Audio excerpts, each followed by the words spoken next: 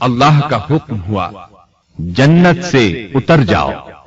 مزید فرمایا تم آپس میں ایک دوسرے کے دشمن ہوگے اور تمہارے واسطے زمین میں رہنے کی جگہ ہے اور ایک وقت تک نفع حاصل کرنا ہے۔ اللہ نے مزید فرمایا تم وہیں زندگی بسر کرو گے اور وہیں مرو گے اور وہیں سے دوبارہ نکالے جاؤ گے۔ قرآن مجید کے دیگر مقامات میں بھی اس قصے کی تفصیل موجود ہے۔ مثلاً فرمایا اور اس سے قبل ہم نے آدم سے ایک عہد لیا تھا مگر وہ بھول گئے اور ہم نے ان میں کوئی عزم نہیں پایا۔ اللہ تعالی فرماتے ہیں اور جب ہم نے فرشتوں سے کہا آدم کو سجدہ کرو تو ابلیس کے سوا سب نے سجدہ کیا، اس نے صاف انکار کر دیا تو ہم نے کہا اے آدم یہ تیرا اور تیری بیوی کا دشمن ہے، خیال رکھنا ایسا نہ ہو وہ تم دونوں کو جنت سے نکلوا دے اور تو مصیبت میں پڑ جائے۔ یہاں تو تجھے یہ آرام ہے کہ نہ تو بھوکا ہوتا ہے اور نہ ننگا، اور نہ تو یہاں پیاسا ہوتا ہے اور نہ دھوپ سے تکلیف اٹھاتا ہے۔ لیکن شیطان نے اسے وسوسے میں ڈال دیا، کہنے لگا میں آپ کو دائمی زندگی کے درخت اور وہ بادشاہت بتلاؤں جو کبھی پرانی نہ ہو۔ چنانچہ ان دونوں نے اس درخت سے کھایا، پس ان کے ستر کھل گئے اور وہ بہشت کے پتے اپنے اوپر چپکانے لگے۔ آدم نے اپنے رب کی نافرمانی کی، پس بہک گیا۔ پھر اس کے رب نے نوازا، اس کی طرف توجہ فرمائی اور اس کی رہنمائی کی۔ حکم ہوا تم دونوں یہاں سے اتر جاؤ، تم آپس میں ایک دوسرے کے دشمن ہو۔ اب تمہارے پاس جب کبھی میری طرف سے ہدایت پہنچے تو جو میری ہدایت کی پیروی کرے نہ تو وہ بہکے گا نہ تکلیف میں پڑے گا، ہاں جو میری یاد سے روگردانی کرے گا اس کی زندگی تنگی میں رہے گی اور بروز قیامت ہم اسے اندھا کر کے اٹھائیں گے۔ آدم علیہ السلام زمین پر اترے اور اپنے رب سے توبہ کے کلمات سیکھ لیے۔ وہ کلمات یہ ہیں اے ہمارے رب ہم نے اپنا نقصان کیا اور اگر تو نے ہم پر مغفرت و رحمت نہ فرمائی تو ہم خسارہ اٹھانے والوں میں سے ہو جائیں گے۔ آدم علیہ السلام زمین پر اترے اور ان کے ساتھ حوا علیہ السلام بھی اتری اور ان کے ساتھ ہی ابلیس کو بھی اتارا گیا۔ یہ کس جگہ پر اترے اس بارے میں اختلاف پایا جاتا ہے، لیکن ابن عباس رضی اللہ عنہ کی بات راجح محسوس ہوتی ہے کہ آدم علیہ السلام کو ہند میں اور حوا علیہ السلام کو جدے میں اتارا گیا۔ جب آدم علیہ السلام اتر آئے تو حوا علیہ السلام کی تلاش شروع کر دی، زمین میں ان کی تلاش میں سرگرداں ہوئے۔ آخر کار میدان عرفات میں دونوں کی ملاقات ہو گئی۔ چونکہ میدان عرفات میں دونوں نے ایک دوسرے کی معرفت حاصل کی تھی اور ان کا آپس میں تعارف ہوا تھا، لہذا اسی مناسبت سے اس میدان کا نام عرفات مشہور ہو گیا۔ پھر اللہ تعالیٰ نے زمین کے اندر انسانوں کو پھیلانا شروع کیا اور زمین کو مردوں اور عورتوں سے آباد کر دیا۔ امام طبری رحمت اللہ علیہ بیان کرتے ہیں کہ حوا علیہ السلام نے آدم علیہ السلام کے لیے 20 ولادتوں میں 40 بچوں کو جنم دیا۔ ہر بار 2 بچوں کو جنم دیتی تھی، ایک لڑکا ہوتا ایک لڑکی۔ سب سے پہلا جوڑا قابیل اور اس کی بہن قمیم کا تھا۔ پھر انسانوں کی افزائش شروع ہوئی، آبادی میں اضافہ ہونے لگا۔ اللہ نے آدم علیہ السلام ہی کو ان کا نبی متعین کر دیا، وہ انہیں دین سکھاتے رہے۔ اس وقت تمام لوگ موحد تھے، خالص توحید کو اپنانے والے تھے، یعنی کان الناس امۃ واحدہ، تمام لوگ ایک ہی امت کے تھے، ان میں شرک کا شائبہ بھی نہ تھا۔ ابن جریر اور ابن کثیر رحمہم اللہ نے ابو موسیٰ اشعری رضی اللہ عنہ کی روایت بیان کی ہے، اللہ نے جب آدم علیہ السلام کو جنت سے زمین پر اتارا تو انہیں ہر چیز کی کاریگری اور صنعت کا علم تھا۔ جب وہ اترے تو عالم بھی تھے، لباس میں ملبوس بھی تھے، کام کاج کے تمام طریقوں سے باخبر بھی تھے، لوہے، آگ، لکڑی اور کپڑے کے استعمال سے بھی بخوبی واقف تھے۔ ہمارے برعکس وہ ان کاموں کو اپنی ابتدا ہی سے جان چکے تھے، کیونکہ ہم سب لوگوں کا حال یہ ہے کہ جب تک سکھایا نہ جائے ہمیں کچھ نہیں آتا۔ آج کے دور میں بعض افریقی قبائل کے افراد وحشیانہ اور غیر مہذب زندگی گزارتے ہیں۔ علماء کا کہنا ہے کہ یہ لوگ زمین پر رہنے والوں میں سے گمراہ ترین انسان ہیں۔ انہوں نے بہترین زندگی ضائع کر دی اور گھٹیا زندگی کو پسند کیا۔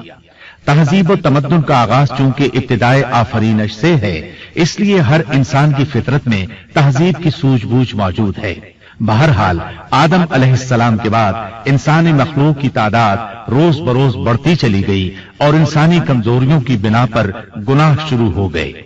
जमीन पर सबसे पहले होने वाली मासियत काबिल के हाथों अपने भाई हाबिल के कत्ल की सूरत में सामने आई। अल्लाह ताला ने कुरान मजीद में काबिल और उसके भाई हाबिल का किस्सा बयान किया है। काबिल करख्त और दुरुस्त तबीयत का मालिक था, जबकि उसका भाई हाबिल रहमदिल और नर्म तबीयत था। काबिल खेती बाड़ी करता था और हाबिल मवेशी चराता था।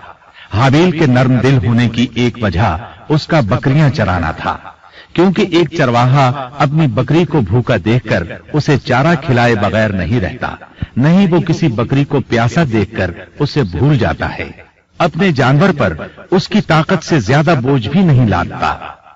बनी नौ इंसान की तादाद में इजाफे के लिए उस वक्त ऐसा कानून था जो अब हराम है, और वो है बहन के साथ निकाह।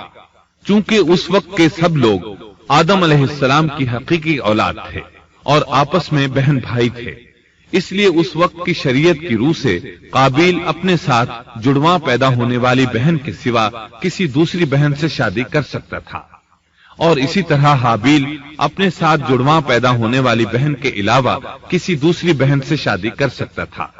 इसकी सूरत यह थी कि काबिल की शादी हाबिल की बहन से हो और हाबिल की शादी काबिल की बहन से हो। लेकिन हुआ ये कि हाबिल की बहन खूबसूरती में काबिल की बहन से कम थी, इसलिए काबिल ने हाबिल की बहन से शादी करने से इनकार कर दिया और अपनी जुड़वां बहन से शादी की ख्वाहिश जाहिर की। लेकिन ऐसा करना आदम अलैहिस्सलाम की शरीयत में हराम था। आप नबी भी थे और रसूल भी। रसूल और नबी में फर्क यह है कि रसूल पर शरीयत और अहकाम नाजिल होते हैं, लेकिन नबी पर शरीयत नाजिल नहीं होती। अलबत्ता उसकी तरफ वही नाजिल होती है और मौजज़ात अता किए जाते हैं, जबकि शरीयत सिर्फ रसूलों ही पर नाजिल की जाती है। आदम अलैहिस्सलाम भी चूंकि रसूल थे, इसलिए उनकी शरीयत में यह कानून था कि कोई शख्स अपने साथ जुड़वां पैदा होने वाली बहन के साथ शादी नहीं कर सकता। काबिल इस शरई हुक्म की वजह से गजबनाक हो गया। उसने ताज्जुब का इजहार करते हुए इस कानून को मानने से इनकार कर दिया। आदम अलैहिस्सलाम ने इन दोनों के दरमियान फैसला करते हुए इन्हें हुक्म दिया कि दोनों अल्लाह के हुजूर एक हदिया पेश करें। हदिया उस जानवर को कहते हैं जिसे अल्लाह के नाम पर ज़बह करके फुकरा में तकसीम कर दिया जाए। इससे मकसूद अल्लाह के लिए अपनी नीयत को खालिस करना होता है। इस अमल को कुर्बानी कहा जाता है। आदम अलैहिस्सलाम के जमाने में कुर्बानी का जो कानून था, उसके कबूल होने की निशानी तय थी, और वो ये कि आसमान से एक आग नमूदार होती और उस कुर्बानी को जला देती। इसका मतलब था कुर्बानी कबूल हो चुकी है, और अगर आग कुर्बानी को न जलाती तो समझ लिया जाता कि कुर्बानी कबूल नहीं हुई। आखिर कुर्बानी का दिन आ पहुंचा। हाबिल ने अपने मवेशियों में से एक बेहतरीन जानवर लिया और कुर्बान गाह में लाकर अल्लाह के हुजूर पेश कर दिया।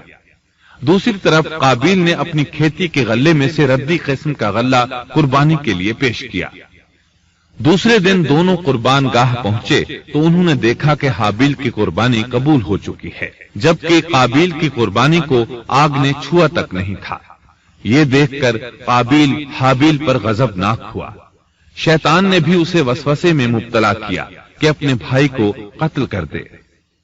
उसने अपने भाई हाबिल को जान से मार डालने का पुख्ता इरादा कर लिया। उस वक्त तक रूए जमीन पर कोई इंसान कत्ल नहीं हुआ था। इंसानी तारीख में यह पहला कत्ल है जिसका इर्तिकाब काबिल ने किया। वो अपने भाई हाबिल के पास गया और उससे बोला, मैं तुझे कत्ल कर दूंगा।